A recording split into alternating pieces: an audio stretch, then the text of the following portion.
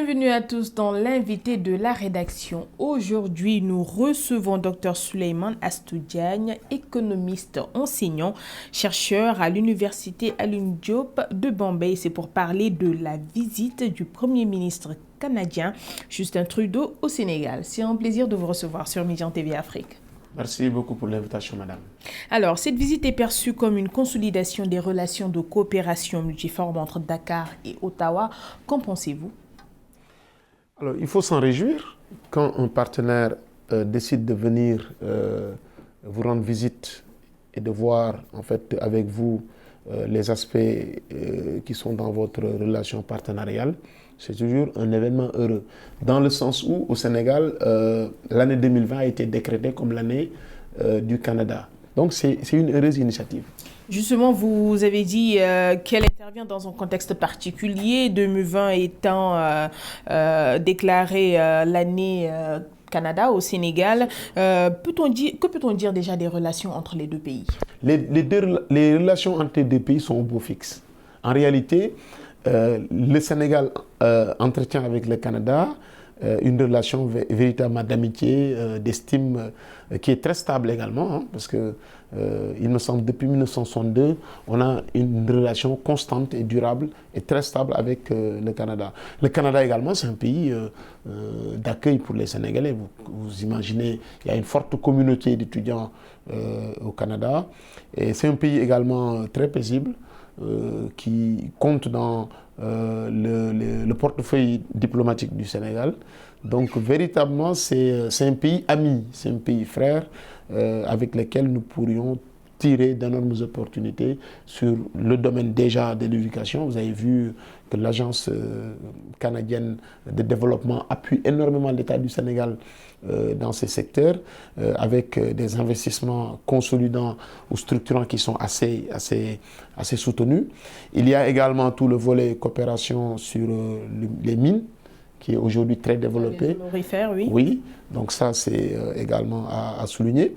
Il y a également sur le côté du gaz, du pétrole, donc les Canadiens également sont intéressés par le pétrole et le gaz qui existent au Sénégal. Donc globalement, on a une relation qui est très stable avec le Canada. Alors, avant d'en venir à ce partenariat, à cet accord signé en 2013, revenons un peu sur les relations économiques entre Dakar et Ottawa. Vous l'avez dit vous-même, les pays entretiennent depuis 1962 d'étroites relations et Dakar et Ottawa offrent un potentiel intéressant de croissance. Vous l'avez cité, notamment dans les secteurs de mines, de l'agriculture, du pétrole, du gaz, entre autres. Qu'est-ce que le Sénégal a y gagné? Le Sénégal a beaucoup à gagner à se liguer avec le Canada dans une relation partenariale. Le premier aspect, si j'étais à la place du président Macky Sall, c'est de voir avec le voisin canadien la possibilité du transfert technologique. Vous savez que les Canadiens maîtrisent d'énormes technologies qui, si nous pourrions les maîtriser et les apprivoiser chez nous, allaient régler de nombreux problèmes qui sont rencontrés dans l'économie nationale. Je vous donne l'exemple de Ebola. Quand Ebola est survenu en Afrique de l'Ouest, ils sont les premiers à proposer un vaccin. Alors que nous, on est à côté, on n'arrive pas à se déployer sur le plan de la recherche pour trouver une solution par rapport à cette maladie. Donc pour dire que le potentiel technologique du Canada est incontestablement un atout majeur pour un pays comme le Sénégal. Et donc ça, c'est un axe de coopération sur lequel le Sénégal peut gagner. Également, il y a d'autres secteurs, il y a le volet de l'éducation. Vous savez que la formation professionnelle est une des composantes de la croissance, ce n'est pas moi qui le dis, ce sont les théories de la croissance endogène qui disent que le pays qui a le plus de capital humain formé est le pays qui sera le plus développé. Donc plus la formation est bien menée et plus les profils sont bien formés et plus également l'économie aura tendance à se développer. Et dans ce cas-là, le Canada offre une tribune en termes de relations partenaires avec le Sénégal sur les offres de formation, pour mieux connecter nos offres de formation aux préoccupations réelles du secteur privé ou du monde de l'entreprise. Donc ça, les Canadiens ont un savoir-faire extrêmement important dans ce domaine-là. Et donc, on peut baliser en fait ce domaine-là. Il y a également d'autres aspects sur les transports urbains.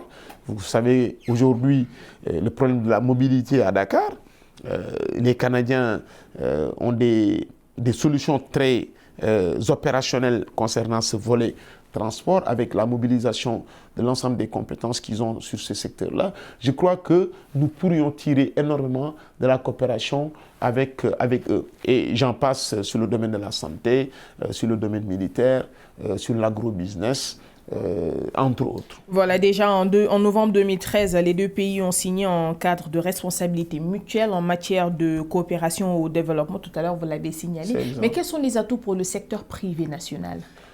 Alors, pour le secteur privé national, je crois que également l'État ne peut pas réaliser tout le dessin que j'ai précité tout à l'heure. Parce que là, on signale qu'une soixantaine de compagnies canadiennes sont aujourd'hui actives dans les domaines stratégiques qu'on a cités de l'économie sénégalaise, à l'instar du secteur minier. C'est exact. C'est exact. Alors, tout à l'heure, j'ai parlé du transfert des technologies. Le transfert de technologie ne peut pas se faire en dehors de notre secteur privé national.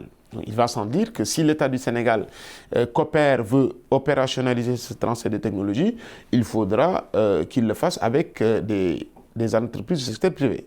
Et que ces entreprises du secteur privé signent des contrats de partenariat avec les entreprises canadiennes pour l'opérationnalisation de ce transfert de technologie. Donc, le secteur privé national a intérêt à se rapprocher des entreprises canadiennes qui ont savoir-faire, qui ont également des moyens financiers, qui ont une expertise pour le partage de compétences, dans le sens de mieux renforcer en fait leur positionnement dans la dynamique de notre économie nationale. Et ça, c'est quelque chose qui est réel. Et c'est la raison pour laquelle d'ailleurs, quand le Justin Trudeau est arrivé à Dakar, il est venu avec des chefs d'entreprise canadiens qui sont avec lui et qui rencontrent de potentiels partenaires sénégalais avec lesquels ils veulent réaliser des choses en termes de création d'entreprises pour créer des richesses, ou bien il y a des technologies qu'ils veulent développer dans notre pays, ils ont besoin de partenaires sénégalais. C'est dans ce sens où notre secteur privé national doit être le réceptacle pour permettre à ce que ces partenaires canadiens puissent se déployer librement dans notre économie et organiser le transfert de compétences. Et déjà, selon les estimations, en 2020, les investissements canadiens au Sénégal dépasseront le milliard de dollars canadiens, ce qui est assez important. C'est 500 milliards quasiment de francs CFA. C'est énorme. C'est énorme. C'est 400 et quelques. C'est quasiment, à tout casser, c'est 500 milliards. C'est énorme. Et ça montre aujourd'hui la préoccupation du Canada dans un pays comme le Sénégal, qui est la porte d'entrée de l'Afrique et qui a la réputation d'être un pays stable.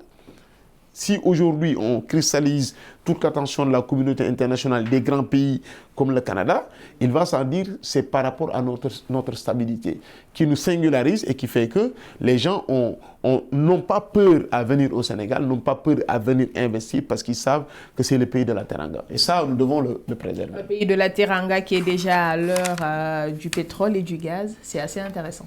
Oui, c'est intéressant, mais moi j'ai une approche qui peut-être ne va pas dans le sens de la mouvance générale. Moi je pense que le pétrole et le gaz, on doit s'en méfier quand même. Bon, la théorie économique nous dit que les pays souvent qui ont le plus de ressources naturelles sont en général les pays les plus en retard. Mais là, nous parlons de transfert de compétences par rapport à la technologie canadienne qui pourra servir au gouvernement sénégalais. Ça ne suffit pas. Le transfert de technologie, ça ne suffit pas. Il y a d'autres aspects qu'il faut prendre en compte. C'est la responsabilisation des acteurs publics comme privés dans la création de valeur liée à l'exploitation du pétrole. Et ça, si on n'y prend pas garde, il y a des pays qui se sont affaissés et qui ont connu d'énormes difficultés. Je peux citer le cas de l'Arabie Saoudite. Vous savez que l'Arabie Saoudite, c'est la première puissance pétrolière mondiale. Mais l'Arabie Saoudite, à partir de 2015 jusqu'en 2016, était dans d'énormes difficultés. Bon, espérons que ça ne sera pas le cas pour le Sénégal. C'est ce qu'on espère. Moi, voilà. C'est ce que j'espère.